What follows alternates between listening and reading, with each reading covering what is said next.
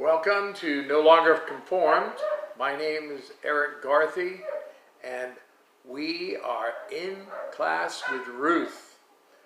Lessons in Lasting Relationships. In this session, we'll be looking at Ruth chapter 1, verses 9 to 21, holding the family together. So far in our look at the book of Ruth, we've considered two of the choices a person can make when a relationship is strained by the realities of life. Like Orpah, some people simply walk away from their relationships to pursue happiness elsewhere. Like Naomi, others remain in the relationship out of necessity instead of loving devotion. The third woman in our story made the decision, the commitment to work to hold the relationship together. If you haven't turned there in your Bible, turn to Ruth chapter 1. First, she demonstrated responsible living. Ruth was a model of living responsibly in an irresponsible world. When presented with an opportunity to walk away from a relationship, she desired to stay. Certainly she loved her mother-in-law, Naomi, but to Ruth it was more than that. Ruth regarded it as a covenant relationship. Her example was an expression of the principle stated in Genesis chapter 2, verse 24. Therefore a man shall leave his father and mother and be joined to his wife, and they shall become one flesh. Notice the two words, leave and cleave. Ruth, in chapter 1, verse 16, it reads, "But Ruth said, entreat me not to leave you, or to turn back from following after you.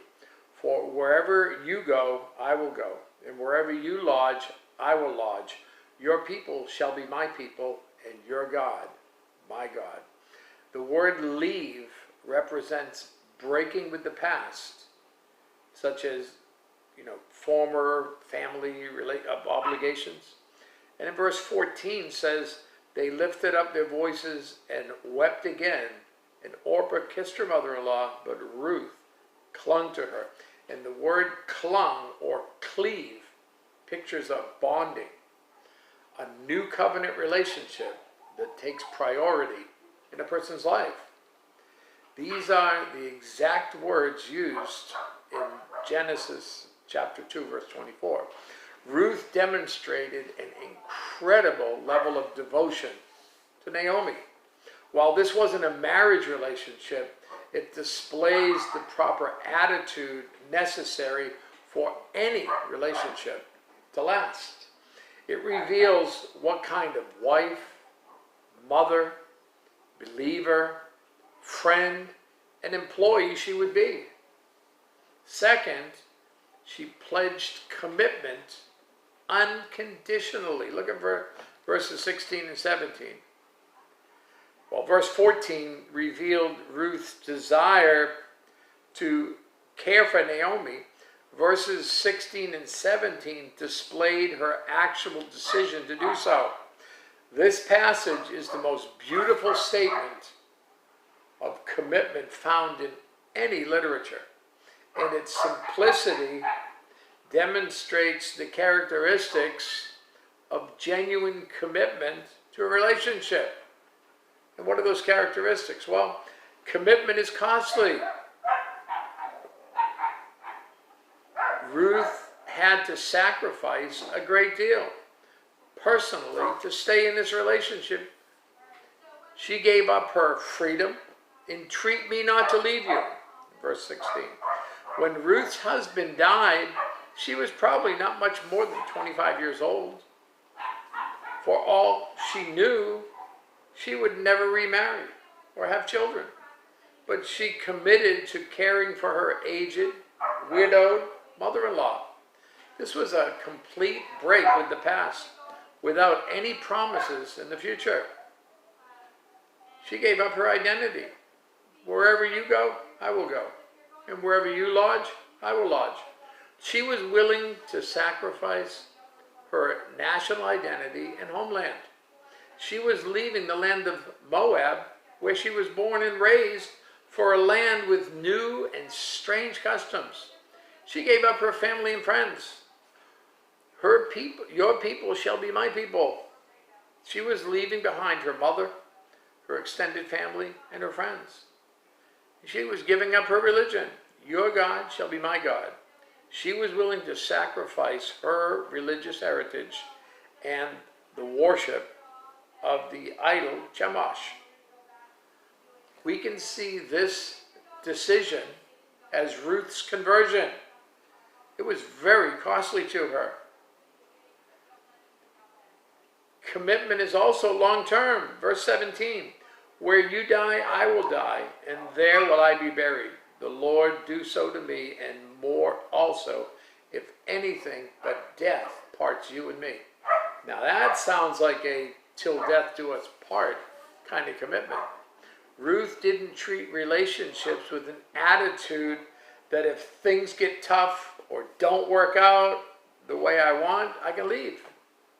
She had an if things don't work out, I'll work harder attitude. That's a picture of faithfulness. Commitment is sacred. Verse 17 also, the Lord do so to me.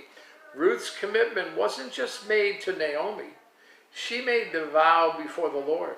By invoking the name of God, she sealed her pledge of commitment.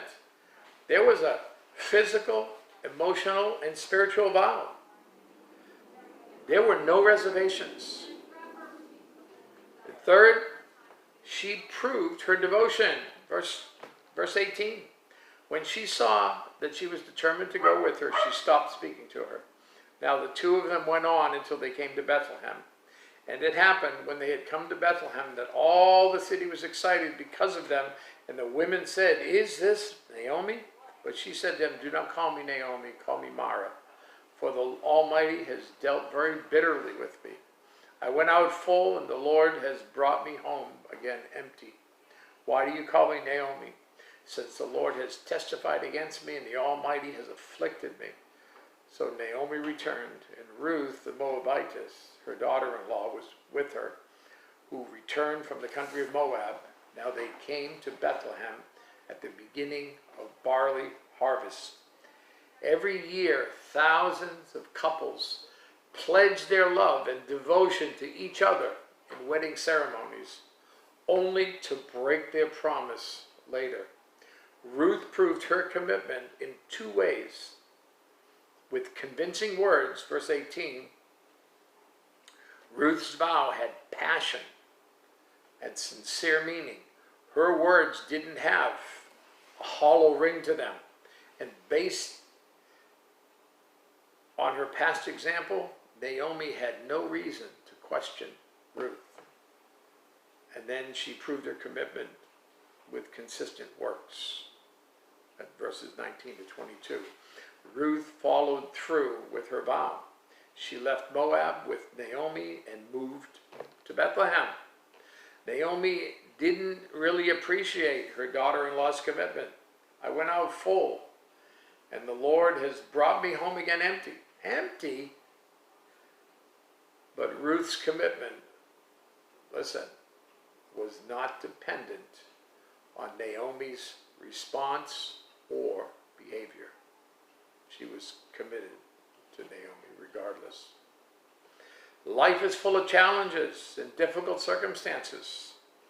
While you can't control the actions of others, you can make the commitment to hold the relationship together.